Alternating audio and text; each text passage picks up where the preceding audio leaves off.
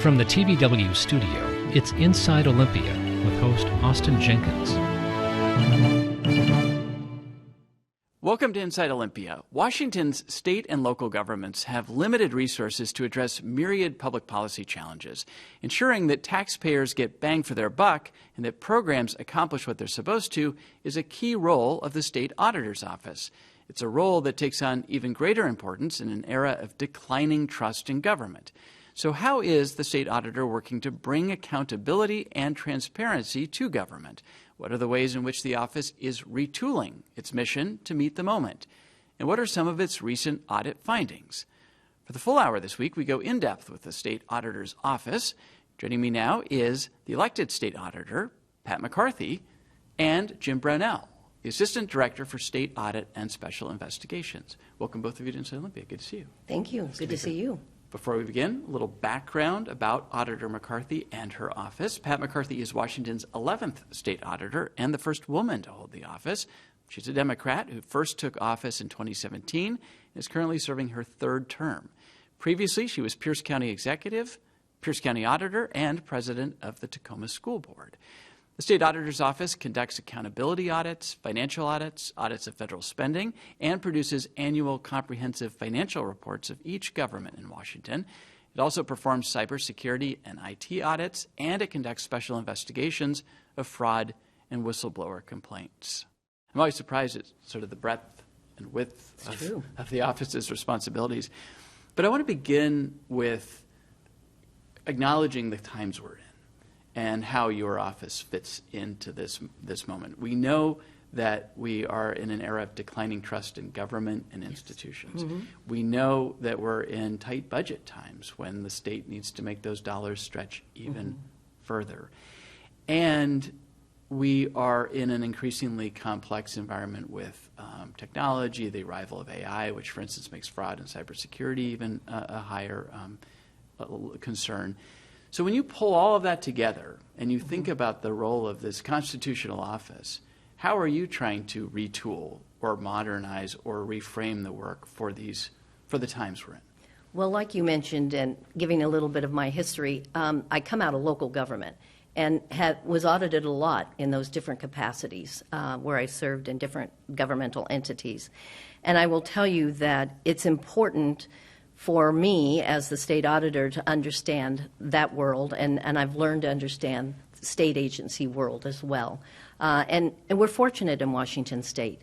This office was designed in many, many years ago when we just became a state, and so we need to be proud of that, that effort. And it has expanded. Our portfolio has expanded, if you will.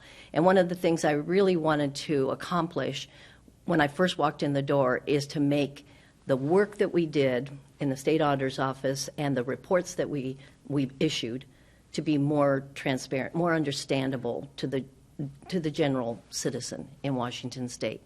So in that endeavor, we've worked very hard to make our website, which I'd highly encourage people to go to our website. I know it's not a website everybody runs to, but it really is more modern, it's user-friendly, and we have some great tools. Tools not only for our clients, which are local governments. We have over 2,000 of them that we audit, but the public in general, the legislature, and of course the media as well. So our goal is to be that good communicator, to be that trusted source, so that people know that they could come to the state auditor's office and get the facts. And that's an important word in our world. You know, we talk a lot about trust but verify. So I think it's important to know that last year alone we audited almost 3,000 governments in Washington. So that's a lot of auditing. We have about 500 people that work in our office with a lot of different backgrounds, depending on whether they're working in cybersecurity, data analytics, auditing, financial auditing, and whether it's at the state or the local level. So we try to get as much information into the public's hands. So our FIT tool, our infographics that we've been doing since 2018 that really show the state of the state and its financial health is really good for the public to know it's out there. because you are in your third term and you've seen sort of this evolution of the, kind of the environment in which people are thinking about government and institutions, and then you add in also these really vexing, hard to solve problems like homelessness and housing, for instance, where more money is being spent. Another example would be mental health care. More money is being spent, but we don't always see very quick results. How are you thinking about the need to identify and verify whether money is being well spent? We've invested a lot more in a lot of areas. And yet I think the public is often very frustrated because they look around and they say, I don't see a difference. Yeah, well, we do performance auditing where we're looking at the efficiency of how government is operating. But our financial audits will also give a picture, a window, if you will, into how government is spending those dollars. And you don't have to rely on hearsay. It's actually very factual. And it is easy to navigate on our website. So these kinds of things that I'm talking about, we do legislative briefings, we do rotaries, we do everything we can to get the public to understand the breadth of what we do in the state auditor's office.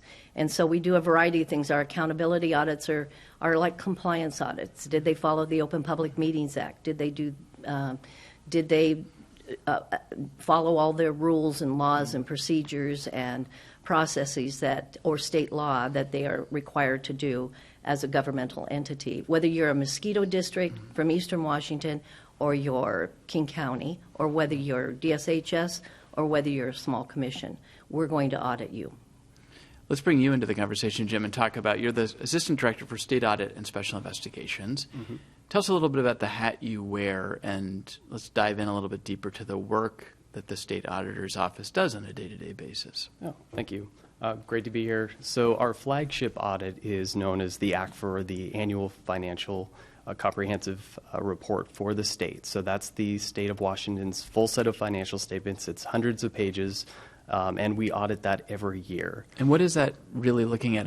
Is that all of the enterprise of state government, all of the agencies? What are you looking for? That's exactly it. Is every dollar accounted for? All of the dollars under the purview of Washington state government is within that book of audit that we conduct every year, and it's published in December. Our most recent one covered 2025, and that came out December this last year. So we look at all of the financial activity that all of our state agencies spend and collect. And why is this important, and what are you looking for? What might the audit flag? The audit would flag if the financial statements are misstated. So that's the most important thing. We're giving an opinion about whether the financial information is accurate and complete. And that's used by bond issuers. That's the most important thing. If we want to borrow money as a state, they want to know that our finances are accurate and reliable. So basically this is like if it was a company, you're looking at the books to make sure that everything exactly lines it. up. Yep. Yeah. And again, we have an infograph that is interactive. So if you go on, we've had that infograph for each year since 2018 to actually look at this, what we call the ACFR, to be able to work through it to see what that year looked like for Washington State. And generally, how compliant are we as a state? What does this audit typically reveal? We're very compliant. Over my tenure of about 20 years, every now and then we'll have some significant findings, but nothing that would cause us serious concern about the state's financial statements and how they're presented. So that's the thing you have to do every year. Correct. That's the big audit. What's number 2, number 3 on your list? Yeah. Number 2 is our federal audit. It's known as the statewide single audit. So this is an audit of all of the federal spending done by state agencies in Washington. So in 2025, the total federal spending was just under $30 billion. So we audit about 80% of that money as part of that audit. I mean, one thing we can think about when it comes to the state budget, that we talk about state spending, but usually there is about as much in federal spending that's also happening, or federal dollars that are coming to the state. And obviously a program like Medicaid is a dollar-for-dollar matching program. So there's a lot of federal money flowing through a state like ours. And there was a lot of federal money coming in during COVID. During COVID. So yes, and a lot of money being we did a misspent lot more during that time. audits during that time period. Yeah. So now we're in post-COVID, but during COVID, it was a lot. I'm sure that would be, there's like a flood of money coming in. Mm-hmm. We also have accountability audits that's been mentioned, where those are compliance-based and really looking at internal controls at state agencies, making sure that they are safeguarding public funds.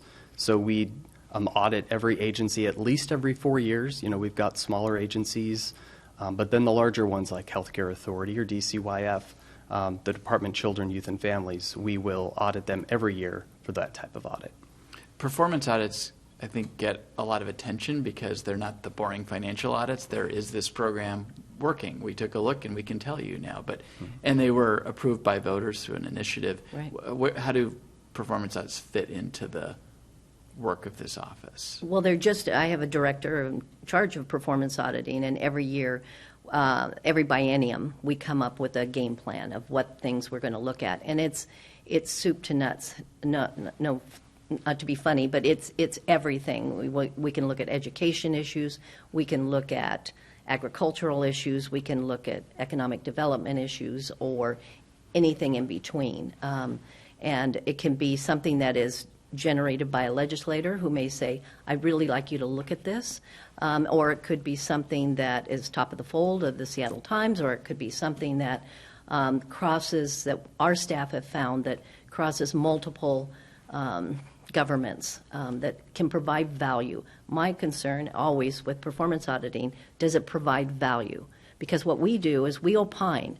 We tell you what we found. It's a research project in many ways, and then it's incumbent upon that government or that entity to be able to make the course corrections or the changes, or apply the recommendations of the best practices we may put into those performance auditing. So it is a way to look at performance and how governments or programs are functioning. And it's provided a lot of value over time. We've looked at a number of different things. We have law enforcement is another one that we've done performance auditing in. But when you go back to the financial audits, the one thing we've learned through the last I'd say this last year, is it's important for people to know that why the financial audits are so important is because it's about having strong internal controls. We can't emphasize that enough. And strong oversight. So you have to couple the two together. And I think sometimes people are not aware of their responsibilities. They may be in charge of an entity that they're volunteer board, or they're ostensibly a volunteer board, or they don't have the financial backgrounds to really dig down and make sure that that organization, that school district, that whatever, that water district, fire district, sewer district is spending their money appropriately. So we do a lot of training. And I'm very proud of the work that we're doing on the non-audit side to help the public, but to help our clients, which are governments, know how to do a better job of monitoring and oversight. What the best practices are so that there aren't problems.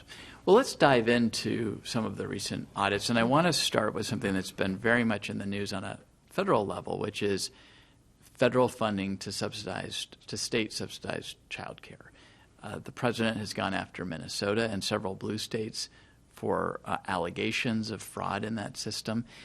And my understanding is that your office has struggled to get from the Department of Children, Youth, and Families the data set that you need to do a fulsome audit. For several years, this has been a recurring issue. And it's my understanding that really for the first year, you've now been able to, and you've just released an audit that actually is based on the data set you need. So why don't we just give us a little history here of how we kind of got to this point? Sure. So starting in 2021, we had to issue our first what's called a disclaimer of opinion for the Child Care Development Fund. So thinking back to our single audit, what I described, we're auditing all the federal programs. That's one of many. So when we disclaim on a program, that means we can't issue an opinion about whether they're complying with federal requirements. Why that happened was from 2021 up until 2024, DCYF, Department of Children, Youth, and Families, was not able to provide us with the child level data, and I'll explain what that means, in order for us to audit to the federal requirements. Why that child level data is important is because the child care program in Washington is funded by many different funding sources. The CCDF program is one federal grant. The TANF program, another federal grant, also pays for child care. And then there's state funding. So what we weren't able to obtain from DCYF was if a payment was made to a provider, what proportion of that payment was paid from each of those different funding sources. We need that to be able to say it was spent properly. And that's what they weren't able to provide us. Why do we know why they weren't able to provide this for so many years? They were doing what they refer to as fund level accounting adjustments, so very high level adjustments, transferring expenditures from one funding source to another at high levels or significant levels. I'm not saying that was improper. That's something I would highly encourage them to speak to. What I am saying, though, is the level of detail we needed as the auditor wasn't there. And if I could just jump in here, I really do believe that we have new leadership at DCYF.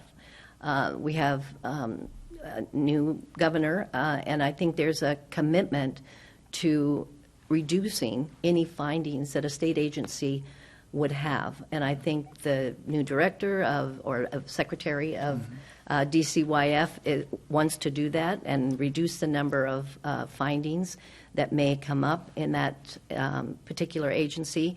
And I know the governor and his staff feel the same way. So that's a plus from my point of view as the state auditor, to have people looking at the same and addressing the same, trying to address the same issues. And for this year, you were able to get eyes on the data you needed. I should note that between 21 and 2024, the state auditor's office questioned more than $400 million in child care and development fund spending, again citing insufficient documentation to verify compliance.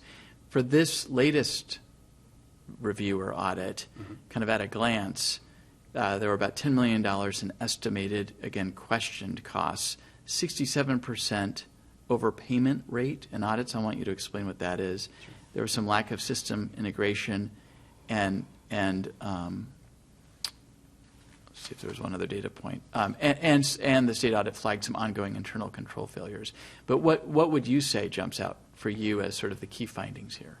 Yeah, so I will describe what we found and then what that means to us. Yeah.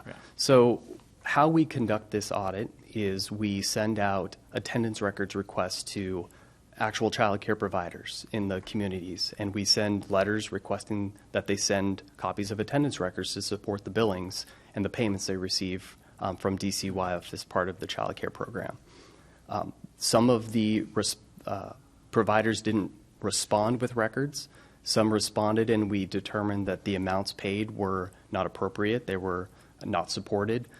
Things like field trip fees weren't supported, or parent signatures weren't on the documents. When that happens, what we call those in the audit world is question costs.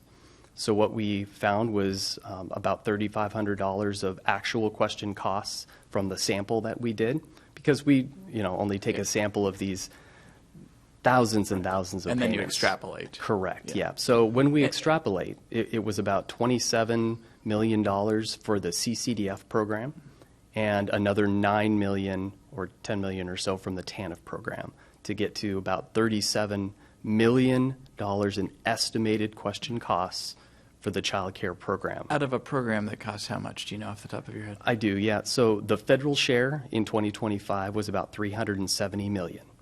That's not the state share. That's about $400 million of state money. But we're only talking in this audit about the federal. Yeah. And I think it's important to note that there are 7,000 child care entities in the state of Washington. And these child care programs or facilities service the working families of Washington state. So parents that both parents are working, or single parents that need child care. And so it's a program that's important that we provide that kind of support for our working families. Obviously, the concern is, and the allegation has been in other states, that there are essentially ghost children that are being funded. They don't really exist. They're not in the child care center. Is there any evidence of that happening here? What I can tell you, based on our audit, I can't say that there's fraud. But what I can say is, based on the results, there are situations that we have recommended DCYF follow up on. So that would be especially providers that don't respond with records. To me, that's an indicator that more work needs to be done. And there's another layer to the oversight of this program and investigating, potential fraud, for example. That's actually done by the Department of Social and Health Services, DSHS. They have an Office of Fraud and Accountability, and that particular department is responsible for doing the legwork and the actual investigating of allegations of fraud. So we've recommended in our audit findings that DCYF follow up on all of the things that we found, and that could maybe mean turning those over to DSHS to do some work. My understanding is that in 2025, this is based on some reporting out of Minnesota, that the Office of Inspector General there found that about 1,100 child care centers that were sampled had an 11% error rate, essentially, in payments made, and the national average is 4%. I guess the federal government allows up to 10%. Were you able to determine in your audit what our error rate from a percentage standpoint is? Actually, I'd point to DCYF's own audits that's cited in our findings. So they do their own subsidy audits, and they're after the fact, and that's one of the recommendations we have, is to do them more timely. But the error rate they found of provider overpayments, 67% of the ones that they actually audited, and then I think it was 22% of the payments that they audited were overpayments. So 22% is the error rate. What is the 67%? The 67 is how many of the providers that they audited actually had an overpayment. The 22% is the dollars. Dollar amount. Okay, Yeah. So let's, using this 10% sort of national threshold, presuming that that's correct. Well, I'm sorry, what was it again, 27%? I think it's 22% is what their error rate What is that? I mean, you're the state auditor. Yeah. This is a program that is obviously vital to working families in this state, and something that Democrats who are in charge of the state have made a priority. And yet what we're hearing is that it's very hard to account for every dollar in these programs. What's your, as an elected official, as the state auditor, what's your takeaway here? And what would your message back to DCYF be? Well, we just met with DCYF yesterday, actually, and went over every single item that we found in this audit of this particular program, and the foster care program as well, I believe. And so what my statement is, we can get this resolved. We can reduce the number of findings. I believe that it can be done. But I do think there are things that DCYF needs to do. One of the recommendations I know that we had in our report was they have preventative, as what Jim was alluding to, preventative investigations, so that they create a system, and they have to have policies in place to do this, that they look at these significant challenges that they've had in the past and address them. And what they will tell you, people will need to read those reports, because I think those reports are informative, but they have a response to each one of these things that we mentioned. And a big response is they say they need more funding. They do. They very well, if they only have one person, I can't remember what the statistic was, but they had like one person reviewing one action, and they need more than that. And maybe they adjust their work Right. The number of people that are working at the organization, at the agency, and I think they can do better. Jim, am I understanding correctly that the way that their payment systems work is that they are not directly linked to attendance records? Yeah, that's a great point to hit on. So the recommendation that we have to really improve oversight and accountability is, Pat used the word preventative controls. So that means making sure that the support's there before the money goes out the door. Because once it does, there's a cost to either recouping, auditing, following up. All of that costs money, right? So our suggestion to really improve oversight is to make sure those records are there ahead of time before they make the payment.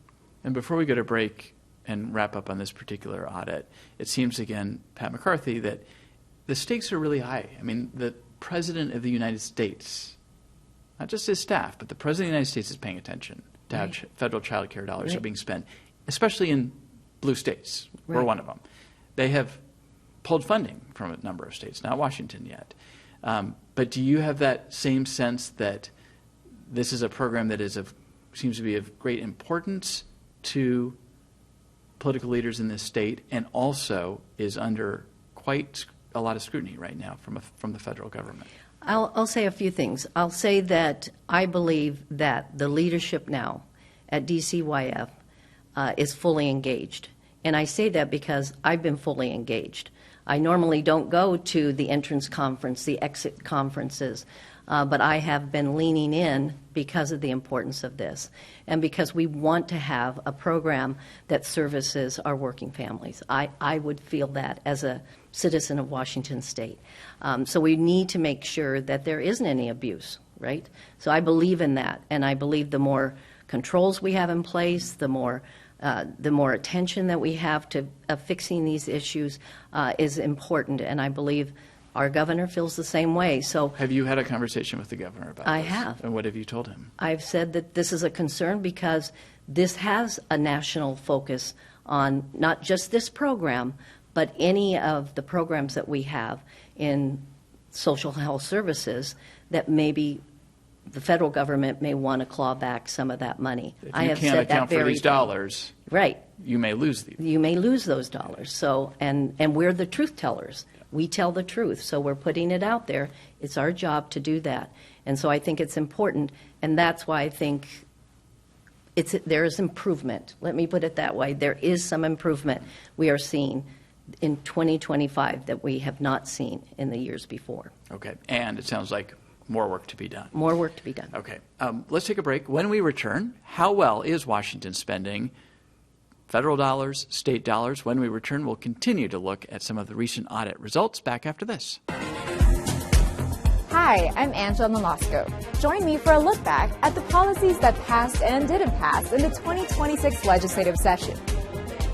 That's Legislative Year in Review, now airing on TVW and streaming on tvw.org. Welcome back to Inside Olympia. Joining me once again is State Auditor Pat McCarthy and Jim Brownell, her Assistant Director for State Audit and Special Investigations. I want to go back to something that you said a few minutes ago, Auditor McCarthy, and that was about the importance of being able to have good oversight.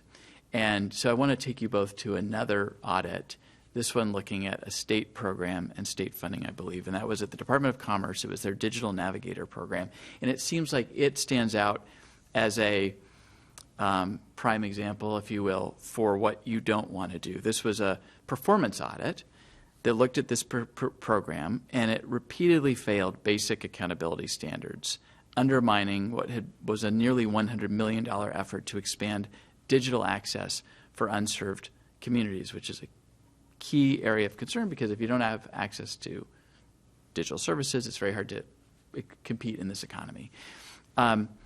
You've described this as a case study in how weak oversight can derail well-intentioned public programs. So before we talk about kind of what the audit found and what ended up happening to this program, I'll start with you and just how this one stands out for you. To me, and I have used this word, this was an egregious failure. I think the report that we did highlights the accountability report we did prior to the issuance of the performance audit report. Really showcased, both of them showcased of the problems that are inherent in the digital navigation program, and the problem is that it had noble intent, and then to fail so abysmally, to me. By not only what was not done properly with DCY or with Commerce, the Department of Commerce, but then also the lack of communication or the lack of responsibility that the subrecipients, we call them, were doing with regards to the program. So Part of the challenge with Commerce is it's a pass-through agency. right. It's then sending that money out to people, expecting them to do what they're supposed to do with those dollars. And if there's not accountability, it can go sideways really fast. Let me talk about some of the findings here with this, again, particular program. Commerce bypassed competitive contracting practices, failed to properly vet contractors and some subcontractors, lacked clear documentation for key grant decisions. Contracts were often vague or incomplete. The agency failed to monitor contractor performance, approved payments without verifying that services were being delivered. Grant selection process raised red flags with Commerce choosing lower-ranked applicants over higher-ranked ones. Jim, what do you think was this blatant corruption? Was this incompetent? Commerce has programs left, right, and all over the place doing this on a daily basis. What went wrong here? What's the root cause if you were to do that analysis? I think my analysis is just being overwhelmed. That particular agency for many years has expanded its book of business. It's kind of become a grab bag agency. Kind of conglomerate of so many things. And there's only so many people within that agency that have the time and resources to review every payment that comes in. So I think what really led to this was, as far as the payments go, was a lack of oversight and the diligence really needed to verify all of these payments were supported before they issued the payments. In other words, did you get what you paid for? And that wasn't done. And I think it's fair to say that that was then. It has multiple leaders that have led Department of Commerce in Washington State. And I think the last leader at the Department of Commerce, Joe Wynn, came in and said, I want to deal with this. I'm hitting it the nail straight on the head. Stop the funding from even being issued, which he took a lot of heat for doing that. Because, again, it's an important program. It's an important program, and people were Depending invested on it, in it. yeah. And so, but they do have a new director because Joe's left now, and they do have a new director. And that director, I believe, is talking the right talk, which is meaning we're going to deal with this. We're going to have that oversight. We're going to have those internal controls. We're going to have the policies that ensure that we give the appropriate oversight. I will note that Governor Ferguson did, as you noted, installed new commerce leadership, vetoed continued funding, and effectively ended that program. But it is a case study in what not to do. I'm glad you mentioned Joe Wynn, because when he was on the program, one of the frustrations he had is that he said that so much of what his staff was doing was the paper trail, and he wanted them to be freed up to do more of the work of delivering on the promise of these programs. And so I want to ask you, Pat McCarthy, about that balance act of, yes, we need to account for these dollars and we have to have good systems in place, but if all we're doing is the accountability, don't we lose the forest through the trees? And then how do we make sure that we're actually moving the needle? How, as an auditor, do you think about that? Well, I think that the public expects accountability in government. And when you started the program talking about trust in government, how do we provide trust in government? And the way we do that is to provide that accountability and that transparency. And the only way you can do that is having a system in place and policies in place and oversight in place that make sure that what those dollars are intended to be spent on are spent appropriately, and that there is a check and balance. And while I think one could say it can be overwhelming or this or that, I think it is incumbent upon us, those of us that work in government, to be able to provide that trust. Is there any thinking that technology and, Yes. it's a little, I'll bring in AI. Is there an Sure. opportunity for these new technologies to help free up some staff time, help with accountability and daylight into how money is spent? I totally agree. Yeah, I really hope in not too distant future, especially when reviewing invoices and things like that, integrating AI into our financial systems at some point is going to help with efficiencies, and maybe that'll free up resources for those individuals used to process payments that can, move more into the oversight. Or I think what you're getting at, Austin, is the intention of the program, and measuring outcomes, versus just making sure an invoice is signed. Yeah, and also if the person who's responsible for ensuring that the money's being well spent in compliance is also the person trying to oversee the program and its effectiveness, there can be maybe a natural tension there too. And that's why we've created a bunch of workbooks, manuals that talk about segregation of duties, to talk about purchase cards. How do you handle this if you're a tiny little entity or a tiny division? Who's doing what part of the process and who's doing the second part? We had that when I was the county auditor.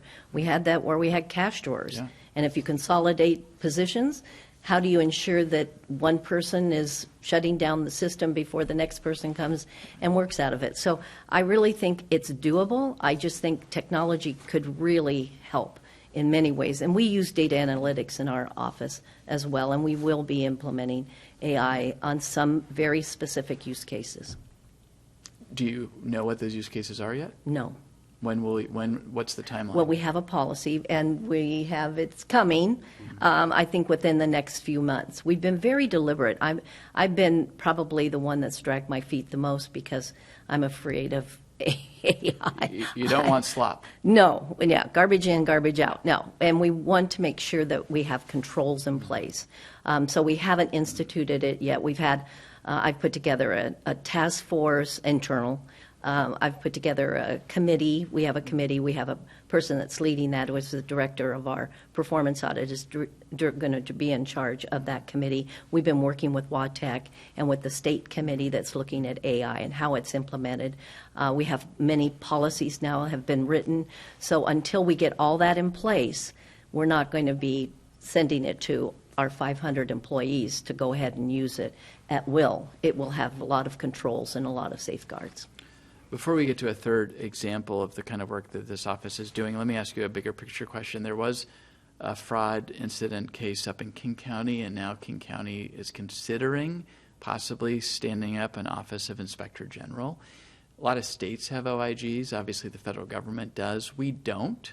Has there been any discussion of that? Do you think we should have an OIG? We have at least JLARC and my office. Which is the Joint Legislative Audit and Review Committee. Right, who is an arm of the legislature, yeah.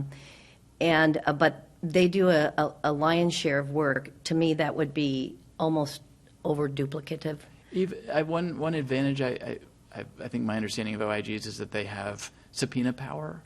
We have subpoena power. You do too. In the state audit. So you don't think it's needed? I do not think standing up. I felt that way when it was discussed that some states were putting together a DOJ because we do performance auditing to do the very thing that I think it was intended, which is to find those efficiencies in the better way that people can be effective and efficient in what they're doing. So you don't think we need a separate OIG or a separate DOJ? Correct. Okay. So I was a little surprised that the state auditor's office took a look at the handling of the case of Manny Ellis, who was died at the hands of Tacoma police several years ago. Under what auspices or authority did this audit, and that even seems like the wrong word to use, but this review happen? Well, we decided to do it because the governor had, at that time, had determined that the State Patrol would oversee the investigation that was done by Pierce County. Because remember, you have an investigation of the event. Now, it's important for people to know we in the State Auditor's Office, in doing the work of use of deadly force, do not opine on whether it was justified or not. What we do is we opine on whether it was the investigation of it was done properly. So we felt it was incumbent upon us, and we were required, because it was incumbent upon us, to actually audit the State Patrol's investigation of the use of deadly force with regards to Manny Ellis. So do you want to add anything to that? I think you covered it well. What was the finding? What was the takeaway? The takeaway for us was the State Patrol was substantially compliant with all the rules. And thinking back then, the rules had just been implemented. So there were some findings, what we consider minor, such as the community representatives are supposed to be notified X amount of days before the press releases go out. There was also some issues with validating access to the case file within State Patrol's own systems. Somebody got in there and it wasn't clear who it was, or? No, their system just didn't have the records, the documentation, like an audit trail to show who would have accessed. Who would have accessed. Yeah, and actually it's a concern and recommendation we have for a number of our IITs, independent investigative teams across the state. It's a technology issue, but happy to say that the State Patrol took quick action and are working with a new system. So to your question, they were substantially compliant in that particular audit. Now, we've just had the Office of Independent Investigations, former Director Roger Rogoff on the program, along with Representative Deborah Entenman, who was the sponsor of the legislation that stood up that new statewide office that's supposed to be taking over from the IITs. And it's just kind of getting going, even though it's been several years. Will your office be auditing their investigations in the same way? We will. And looking for compliance? We will. What's the timeline for that? I mean, they're only operational right now in one region of the state, soon to be two, and they've only, I think, issued 3 reports. So what point do you think you need to start taking a look? Well, I don't know where it is on the schedule. You may know that. I sure do. We've already engaged with the OII this last month to start their first audit. So we're working through a data sharing agreement. We're working on understanding the policies and procedures that their investigators are following to make sure that the audits are consistent with how we're currently doing the other audits of IITs. We've done 88 reports since up to the end of 2025. How did this come about? This does not seem like the normal book of business for the state auditor's No, office. it's unique. It's nationally, I think we are the only audit shop that is doing this kind of audit work. So the legislature essentially put this in your lap and said, we want, again, you're not reviewing police use of deadly force cases to determine if the police did the right thing in terms of using force. You're looking at process and did they comply with law? Transparency, communication, independence, and credibility. Did that investigative team follow all those? And then all of those, the criteria set by the Criminal Justice Training Commission. Commission. They write rules. Yeah. So they write the rules, and then we go in and we audit that. The Manning Ellis report is, I think, the most recent. On balance, on whole, how many did you say? 88. 88. What's been the story that's emerged? The story has been substantial compliance. If you look statistically across our state, we've seen very few where there was egregious noncompliance with those rules. And the ones that I do recall were years ago. It was just as the rules were just getting into place. Working with the law enforcement community has been great. They have been receptive to recommendations. They weren't at first. Well, I think it's fair to say. Yeah, there was uncertainty, I think, by all parties. Why is the state auditor's office calling us? Yeah. We'd actually hired a contractor to begin this work, and then quickly we were able to assume it because we are compliance auditors. But there, I think, is 230 cases in total since 2020 that require audit. And as Pat said, we've published 88 reports. So we still have quite a backlog to get through. We got a great team that's getting caught up, but they still occur. So our backlog is slowly diminishing. Dwindling. And Okay. I think it provides this outside independent set of eyes that's really looking at the credibility of the investigation. And I think that helps to increase trust in government again.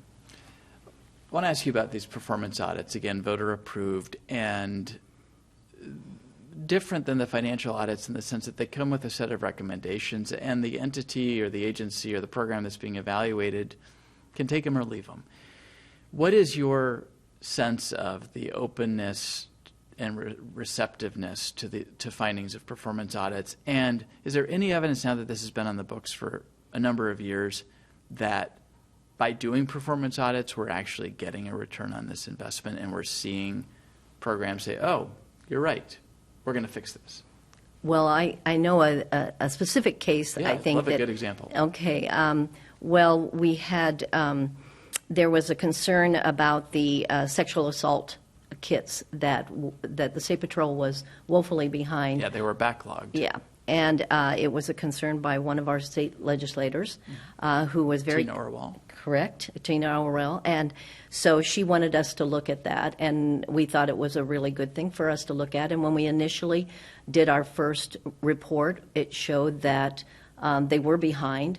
The State Patrol went to the state legislature, said we need more funding for no more expansion of the program, the labs that do the work. And we went back and audited them again, and they were almost to, I want to say 90-something compliant. They had decreased the backlog at almost the 80 or 90%. So if that is one perhaps shining success story, is that The norm? The norm or the exception? I think that one is probably out there way in front. But I do think that by doing these performance audits, we are helping them see exactly what they can do to make improvements. Let's look at best practices. It can't always be we need more funding. It has to be that we look at what can we do with the resources that we have to make improvements. And sometimes I don't know, what would you say? I'm trying to think of a good answer to that. If I had our performance director, he would probably say, yes, it definitely brings value. Do you to have those. the money and the people to do these performance audits frequently, robustly? You've got, I'm sure, a long list of ones you want to do. Are you able to get to these and get them done in a reasonable amount of time? Well, I think when the voters passed, and I was one of them, passed in 2005, allowing the state auditor's office to do performance auditing, I think that was a clarion call to the state auditor's office that you need to look at the performance, not just the compliance, but you need to look at the performance of local governments and state agencies.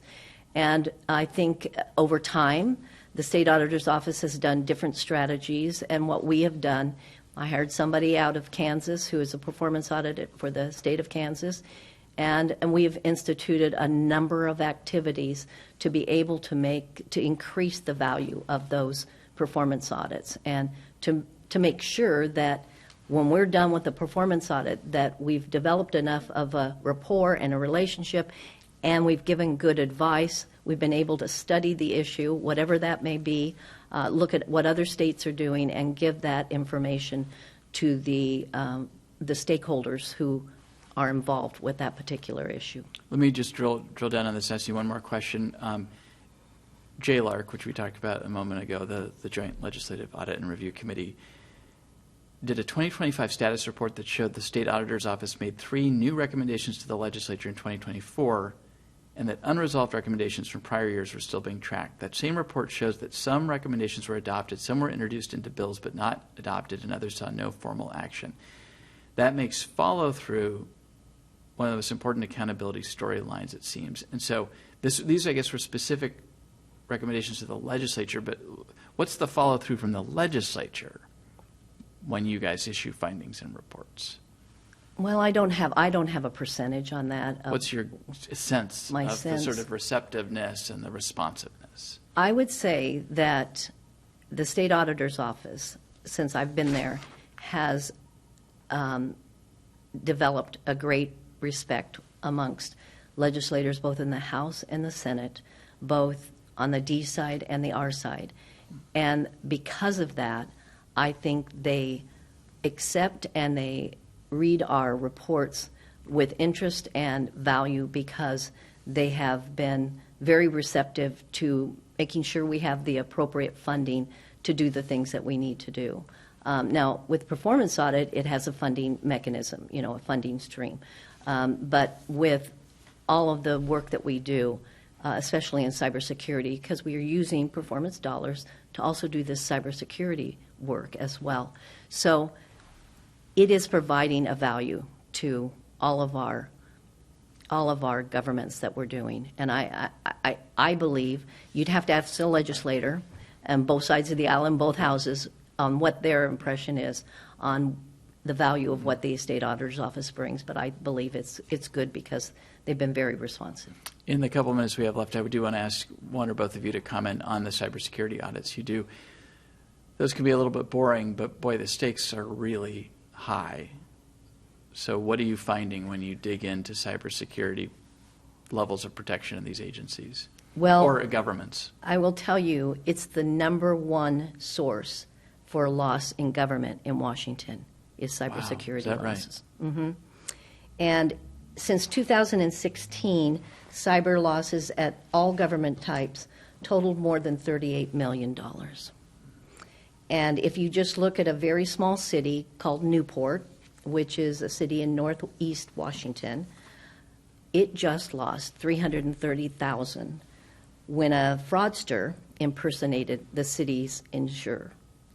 So everyone's vulnerable. The cybersecurity work by our public hospitals, that's why we do these cybersecurity audits, whether it's a full-on cybersecurity audit where we're doing white hat penetration testing, whether we're doing ransomware audits like you would maybe at a hospital, critical infrastructure audits. We've done a number of those, and we received funding from the state legislature to do more, especially at the local level, because we have a backlog of those governments that want us to do this work. And we've even created a thing called cyber checkup. So if you're a really small entity and you really need to you don't have the funds to do or hire a cyber expert in your little entity, we'll come in and we'll give you some training and we'll give you some checklists so that you could at least know who's responsible.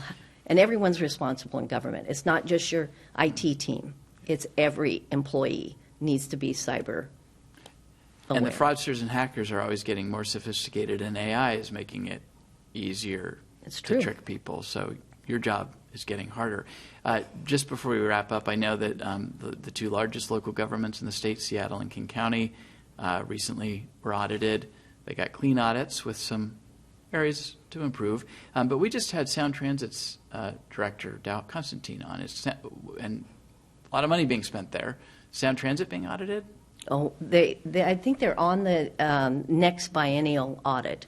But yes, we have audited Sound Transit. You can't audit all of Sound Transit because if you audited all of Sound Transit, you'd have no money to audit anybody else. It would take you 10 years. Jim, just before we go, anything about the Seattle and King County ones that jumps out, or just sort of what you're seeing in local government, just briefly? Well, my book of business is state government. State, okay. Yeah, so I don't really have any specifics I can offer. Let me just, in under a minute, start with kind of the question end with the question I started with. Are taxpayers getting a return on their investment? Are we getting bang for our buck? They are. I believe they are. Now, and I don't want people to think I'm Pollyanna because I'm not. I can be very critically constructive. But I will tell you that just if you look at how government functioned when we had the pandemic, we still functioned. We still functioned in the auditor's office. We still did almost 2,000 audits during COVID. So government is getting their money's worth by having this separate set of eyes. Okay. I'm going to stop you there. Yeah. Pat McCarthy, Washington State's Auditor, Jim Brownell, the Assistant Director for State Audit and Special Investigations. Thank you both. Yeah. Very interesting conversation. Appreciate you being here. Thank you for watching Inside Olympia. We'll see you again next week.